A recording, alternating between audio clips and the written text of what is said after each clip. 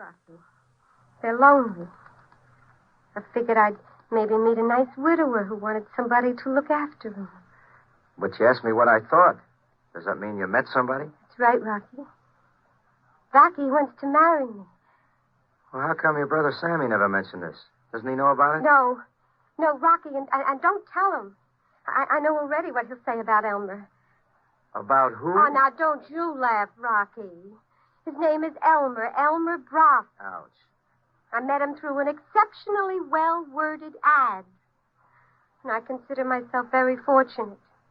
And if you're going to make fun of me, I'm sorry I ever burdened you with my problems. Oh, now, honey, take it easy. Ellie, you know I love you like you were one of my own. Only you should talk this over with Sammy and let him meet this guy. Sammy has nothing in common with Elmer. They speak different languages.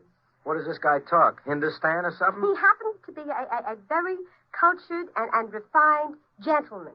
So what's a cultured, refined gentleman with so much on the ball doing advertising for company? What's the matter with him? He's lonely, Rocky. But like I'm lonely. You make people laugh. You got charm. You got lots of friends. You don't know what it's like to sit and have a conversation all by yourself. You sit and you talk to yourself, and then you realize that no words are coming out. It's only your mind can hear you. And then you start thinking maybe you're losing your mind. It's a horrible thing to be lonely, Rocky. It's like having a hole in your heart. Sure, I guess maybe I got a hole in my head, not my heart. I'm sure he's a wonderful guy, Ellie. Sure. I guess you ought to marry him at that. Thanks, Rocky. Thanks for telling me that.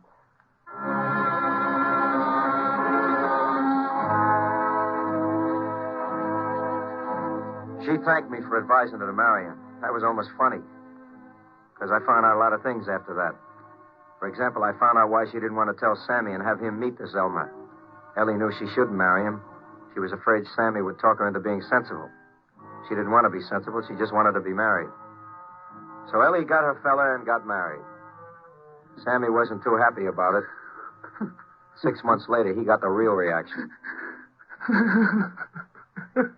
You know what that sound is? That's a man crying. Crying his guts out.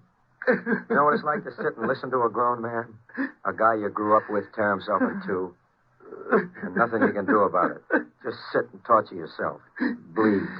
And cry inside with him till finally you can't stand it any longer. Stop it, kid. Come on, stop it. I can't. Rocky, I can't. I can't help it, Rocky. What's in you, kid? What is it? It's Ellie, Rocky. Ellie's dead.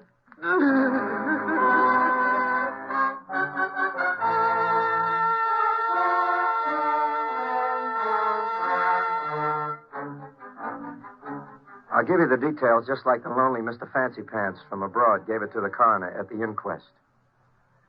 We had been out visiting some friends. My wife had been kind of quiet all evening. Usually she only takes a single drink. This night she had 4 or 5, and they seemed to depress her. When we arrived home, she said she had something on her mind and wanted to drive and think it out alone. Since it had already been a most unusual evening, I didn't question her. I was tired and had a few myself, so I fell asleep immediately and slept quite soundly. I found her in the morning. Evidently, she had driven into the garage and fallen asleep at the wheel with the engine running. It must have been an accident. There was no accident. Ellie didn't drink.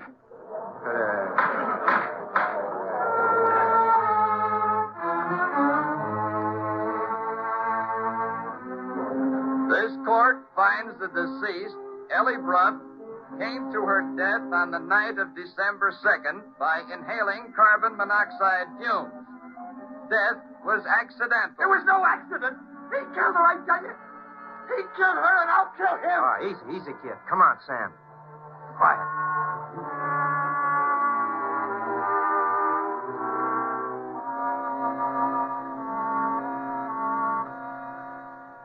I finally got the kid set on, but the damage was already in. Anything happens to Mr. Fancy Pants, and the kid is booked solid for a one-way trip to Sing Sing. I make coffee time with him and try to bring sense to some plan.